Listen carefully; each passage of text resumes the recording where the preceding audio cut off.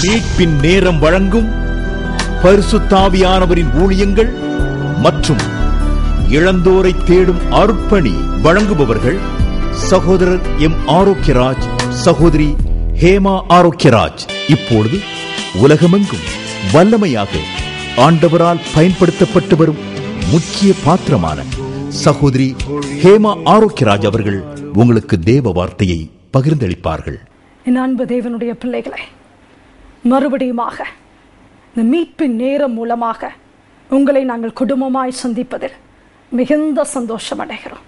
இந்த காலை வேளையிலும் கூட சீர்திருத்தம் செய்கிற பரிசுத்த ஆவியானவர் நம்முடைய எல்லைகளை நிரப்பும்படி விரும்புகிறார். விசேஷித்த விதமாக நமக்கு கொடுக்கப்பட்டிருக்கிற இந்த நாவை கர்த்தருடைய ஆவியானவர் இந்த காலை வேளையில விடும்படி விரும்புகிறார். ஜீவனும் மரணமும் உங்களுடைய நாவின் அதிகாரத்தில் இருக்கிறது.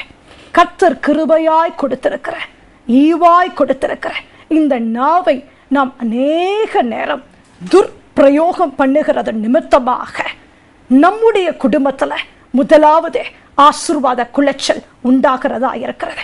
பரிசுத்த ஆவியானவர் இந்த காலை வேளையில ஒரு பெரிய மாற்றத்தை கொடுக்கும்படி விரும்புகிறார். என்னுடைய அன்பு கணவர் மூலமாக ஊழியங்களை குறித்த விவரத்தை நீங்கள் அறிந்து கொண்டீர்கள். ஒரு சில ப்ரோமோ மூலமாக நாங்கள் உங்களுக்கு காண்பித்துக் கொண்டிருக்கிறோம். தயவு செய்து மறுபடியுமாக நாங்கள் உங்களிடத்தில் மிகவும் அன்புடன் வேண்டிக் கொள்ளுகிறது, எங்களுக்காக விசேஷித்த விதமாய் ஜெபியுங்கள். எங்களுக்கு 3 பெண் பிள்ளைகள் இருக்கிறார்கள். மூத்த மகள் +1 படிக்கிறார், இரண்டாவது மகள் 10th படிக்கிறார், மூன்றாவது மகள் 2ஆம் வகுப்பு படிக்கிறார். 3 பிள்ளைகள் மீது விசேஷித்த தேவனுடைய ஆளுகை இருக்கும்படியாகவும் இன்னும் உண்மையுள்ளவர்களாய் பரிசுத்தம் உள்ளவர்களாய் கர்த்தருக்கு பயந்து நாங்கள் இந்த ஊழியத்தை செய்யும்படியாகவும் எங்களுக்காக நீங்கள் ஜெபியுங்கள். என்னோடு கூட வேதாகமத்தை திருப்பிக் கொள்ளுங்கள். ஏசாயாவின் தீர்க்க தரிசன புஸ்தகம் 59வது அதிகாரம் 4வது வார்த்தை விசேஷித்த விதமாய் இப்படியாய் சொல்லுகிறது: நீதியை தேடுகிறவனும் இல்லை, சத்தியத்தின்படி வழக்காடுகிறவனும் இல்லை, மாயையை நம்பி அபத்தமானதை பேசுகிறார்கள், தீமையை கற்பந்தரித்து அக்கிரமத்தை பெறுகிறார்கள். ஹல்லேலூயா. குறிக்க வேண்டிய வார்த்தை என்னவென்றால், மாயையை நம்பி அபத்தமானதை பேசுகிறார்கள். அபத்தமானது என்றால் எம்டி வேர்ட்ஸ். அவர்களுக்கும் பிரயோஜனம் இல்லை, சுற்றி இருக்கிற ஜனங்களுக்கும் பிரயோஜனம் இல்லை. ஏனெனில் அவர்களுடைய இருதயமானது மாயையை நம்பி இருக்கிறது. எது உண்மை இல்லையோ, எது நிரந்தரம் இல்லையோ, எது ஆசீர்வாதம் இல்லையோ, எது உலகத்துக்குரியதா இருக்கிறதோ, எது அழிந்து போகிறதா இருக்கிறதோ, எது அநித்தியமானதா இருக்கிறதோ, அதை நம்பி அவர்களுடைய இருதயம் மகிழ்கிறதா இருக்கிறது நிமித்தம், கனவு கொள்ளுகிறதா இருக்கிறது நிமித்தம், அவர்களுடைய வாயிலிருந்து புறப்பட்டு வருகிற வார்த்தைகளும் மாயையாய் அபத்தமானதா இருக்கிறது. அப்படி அபத்தமான வார்த்தைகளை பேசும் பொழுது, ஒருவருக்கும் பிரயோஜனமில்லாத வார்த்தைகளை நாம் பேசும் பொழுது, அங்கே கர்த்தருடைய வார்த்தை தெளிவாய் சொல்லுகிறது: தீமையை கற்பந்தரித்து அக்கிரமத்தை நாம் பெறுகிறவர்களாய் இருக்கிறோம்.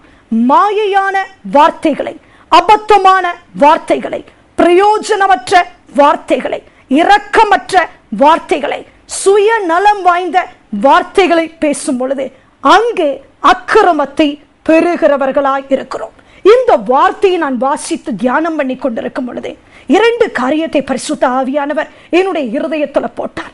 அந்த 2 காரியங்களை நான் உங்களுக்கு தீர்க்க தரிசனமாய் சொல்ல போகிறேன்.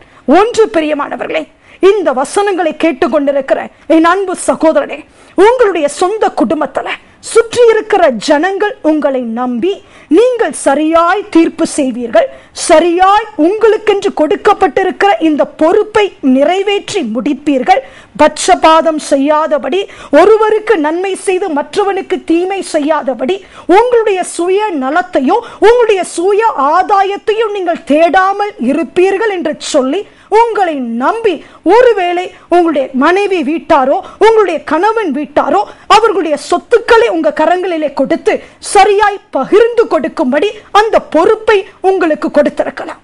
இப்படிப்பட்ட நிலையில நிறுத்தப்பட்டிருக்கிற என் அன்பு சகோதரனே, இப்படிப்பட்ட நிலையில நிறுத்தப்பட்டிருக்கிற என் அன்பு சகோதரியே, இந்த பொறுப்பை நீங்கள் சரியான விதத்துல செய்து முடிக்காதவர்களாய், உங்களுக்கென்று நீங்கள் சுய ஆதாயத்தை தேடி நேரத்தை கடத்தும்படியாக தீமையான எண்ணம் கொண்டே வெளியே நன்மையை பேசுகிறது போல அபத்தமானதை நீங்கள் பேசுகிறவர்களாய் இருப்பீர்கள் என்றால், கர்த்தருடைய ஆவியானவர் சொல்லுகிறார், உங்களுக்கென்று தேவன் வைத்திருக்கிற ஆசீர்வாதத்தை நீங்கள் இழந்து சாபம் உங்களை தேடி வருகிறதா இருக்கிறது. உங்களுக்கென்று கொடுக்கப்பட்டிருக்கிற பொறுப்பை நீங்கள் சரியாக செய்யாதவர்களாய் தேவையற்ற வார்த்தைகளை பேசி பொறுப்பை கொடுத்திருக்கிற ஜனங்களை நீங்கள் ஏமாற்றுகிறவர்களாய் இருப்பீர்கள் என்றால், ஆசீர்வாதம் விலகி குடும்பத்திற்கு சாபம் வந்து விடுகிறதா இருக்கிறது. ஹல்லேலூயா. அபத்தமான வார்த்தைகளை பேசும் பொழுதே நாம் அக்கிரமத்தை பெறுகிறவர்களாய் இருக்கிறோம். இன்னும் ஒரு வசனத்தை நான் உங்களுக்கு காட்டும்படி விரும்புகிறேன். என்னோடு கூட திருப்பிக் கொள்ளுங்கள்.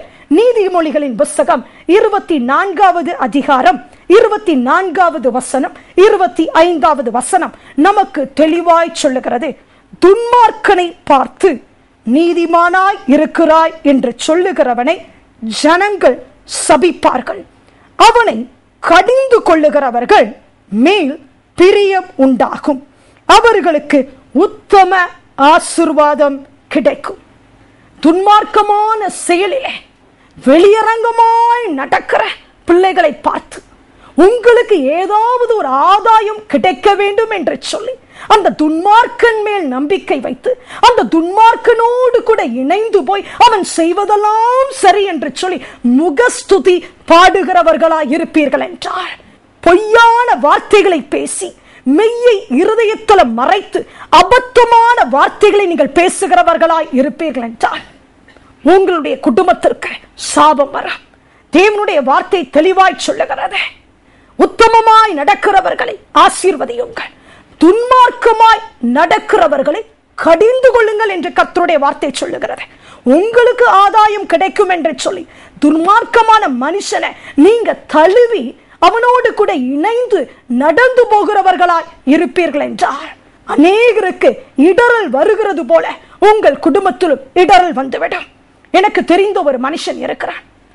அந்த மனுஷன் நல்ல தேவ பக்தி உள்ளவன், நன்றாக ஜெபிக்கிற குடும்பம், கர்த்தருடைய ஊழியத்தை செய்யும்படியாக தேவனால் பிரித்தெடுக்கப்பட்ட குடும்பமாய் இருக்கிறது.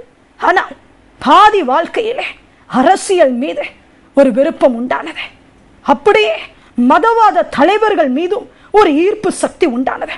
அவர்களோடு கூட பழகி அவர்களுக்கு இருக்கிற பதவியின் மீது, அவர்களுக்கு இருக்கிற அதிகாரத்தின் மீது, அவர்களுக்கு இருக்கிற பணத்தின் மீது இந்த தேவ மனுஷனுக்கு ஆசை உண்டானது நிமித்தமாக அவர்களோடு கூட இணைந்து போய் அவர்கள் செய்வதெல்லாம் சரி என்று சொல்லி தன்னுடைய குடும்ப வாழ்க்கையை நடத்தினது நிமித்தமாக, என் அன்பு தேவ ஜனமே, அவர்களுடைய அன்பு மனைவி இன்றைக்கு கொடூர வியாதியினால் பாதிக்கப்பட்டிருக்கிறார்கள்.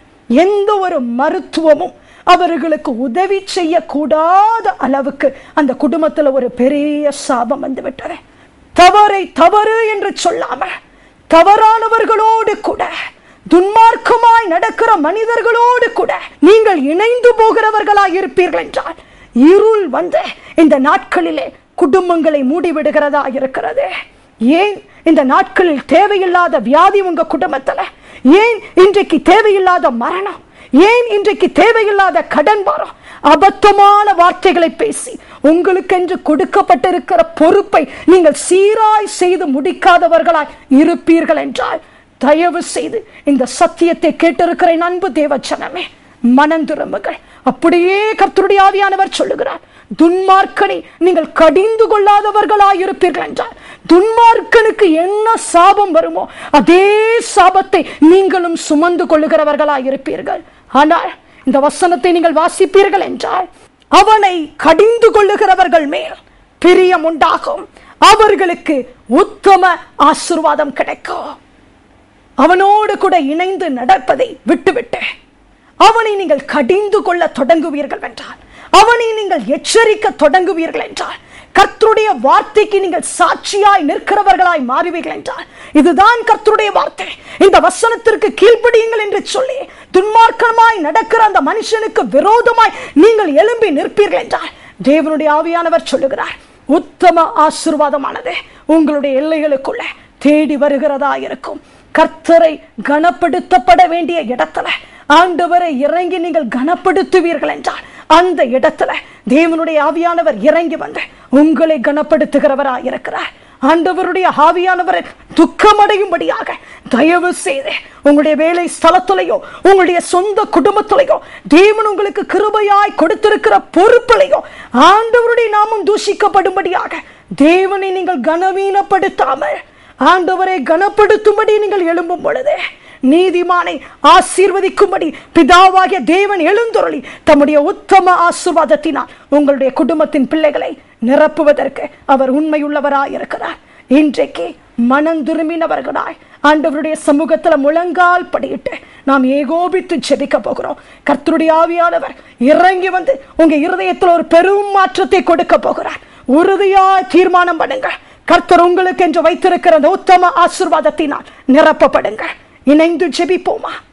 எங்கள் அன்பின் பரலோக பிதாவே, இந்த வார்த்தையை கேட்டுக்கொண்டு மனதுருக்கத்தோடு கூட தேவ சமூகத்தில் முழங்கால் படியிட்டு இருக்கிற ஒவ்வொரு தேவ மனுஷியின் மீதும் தேவ மனுஷனின் மீதும் கர்த்தருடைய வல்லமை பொழுது இறங்கி வரும்படி நான் ஜெபிக்கிறேன். ஆண்டவரே, அவர்கள் இருக்கிற எல்லைக்குள்ள பரிசுத்த ஆவியானவர் இப்பொழுது நீர் ஊடுருவும்படி நான் ஜெபிக்கிறேன். அப்பா, உத்தம இருதயத்தை ஆண்டவரே ஒவ்வொருவருக்குள்ளாய் நீர் சிருஷ்டிக்கும்படி நான் ஜெபிக்கிறேன். ஆண்டவரே, கர்த்தருடைய அக்கினியானது இப்பொழுது ஒவ்வொருடைய இருதயத்திற்குள்ள பற்றி எரியும்படி நான் ஜெபிக்கிறேன். அப்பா, எல்லா அசுத்தங்கள் எல்லா மாயைகள் இயேசுவின் நாமத்தினால் வெளியேறும்படி நான் ஜெபிக்கிறேன். அப்பா, ஹல்லேலூயா.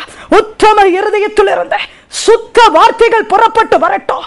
இவர்கள் இனி பேச போகிற சுத்த வார்த்தையின் நிமித்தம் உத்தம ஆசீர்வாதம் இவர்களுடைய எல்லைகளுக்குள்ள கடந்து வரும்படி நான் ஜெபிக்கிறேன். ஆண்டவரே, உமக்கு நன்றி அப்பா, உமக்கு நன்றி ஆண்டவரே.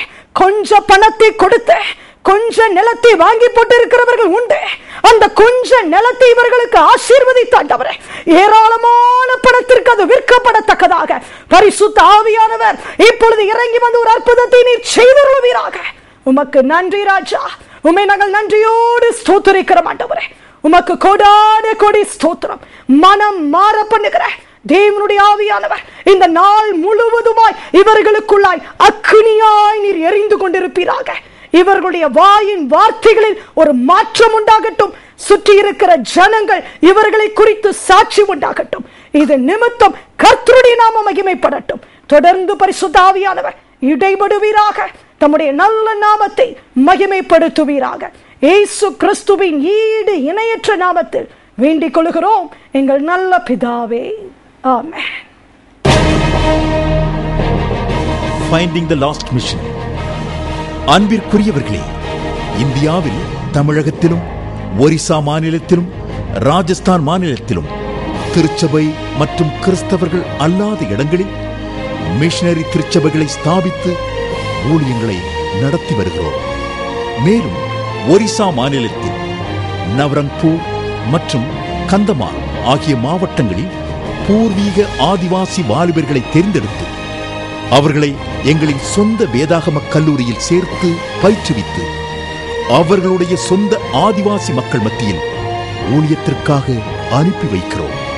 அண்டை நாடான ஸ்ரீலங்காவில் சபையில்லாத இடங்களில் திருச்சபைகள் எழுப்பப்பட்டும் வருகிறது. விருதுநகர் மாவட்டத்திலும் தூத்துக்குடியிலும் மதுரை மாவட்டத்திலும் சுமார் 107 கிராமங்களில் உள்ள 10,000 பிள்ளைகளுக்கு வாரத்திற்கு ஒரு முறை ஆண்டவராகிய இயேசு கிறிஸ்துவை அறிவித்தும் வருகிறோம். பரிசுத்த ஆவியானவருடைய ஊழியங்களை நடத்தி வரும் இந்த அன்பான ஊழியங்களை உங்கள் ஜெபங்களினாலும் உதாரத்துவமான காணிக்கைகளினாலும் தாங்கி இதை ஆதரிக்கும்படி இயேசு கிறிஸ்துவின் நாமத்திலே தாழ்மையோடு வேண்டிக் கொள்கிறோம். மேலும் விவரங்களுக்கும் உங்கள் ஜெப தேவைகளுக்கும் நீங்கள் தொடர்பு கொள்ள வேண்டிய முகவரி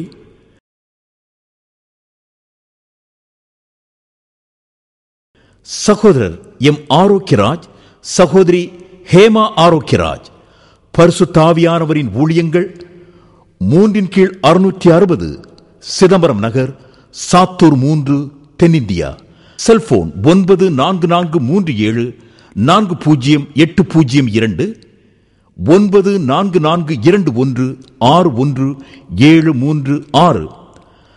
email raj777india@yahoo.co.in. Our website www.holyspiritministries.in.